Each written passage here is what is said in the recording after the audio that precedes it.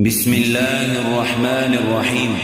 يا أيها المزمل قم الليل إلا قليلا نصفه وانقص منه قليلا أو زد عليه ورتل القرآن ترتيلا إنا سنلقي عليك قولا ثقيلا إن ناشئة الليل هي أشد وطئا وأقوم قيلا إن لك في النهار سبحا طويلا واذكر اسم ربك وتبتل إليه تبتيلا رب المشرق والمغرب لا إله إلا هو فاتخذه وكيلا واصبر على ما يقولون واهجرهم هجرا جميلا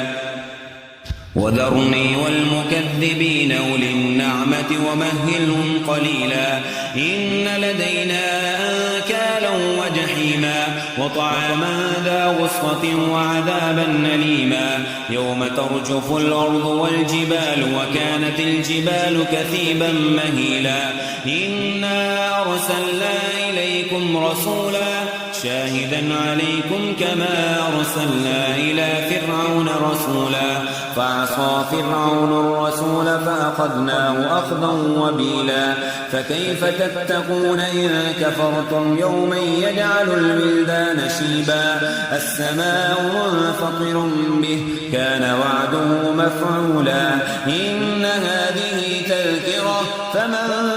شاء اتخذ إلى ربه سبيلا إن ربك يعلم أنك تقوم أدنى من ثلثي الليل ونصفه وثلثه وطائفة من الذين معك والله يقدر الليل والنهار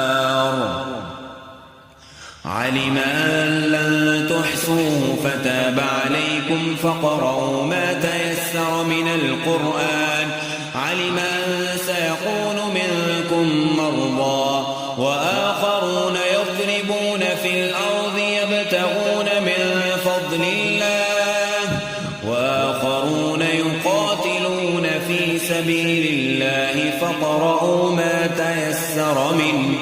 وأقيموا الصلاة وآتوا الزكاة وأقرضوا الله قرضا حسنا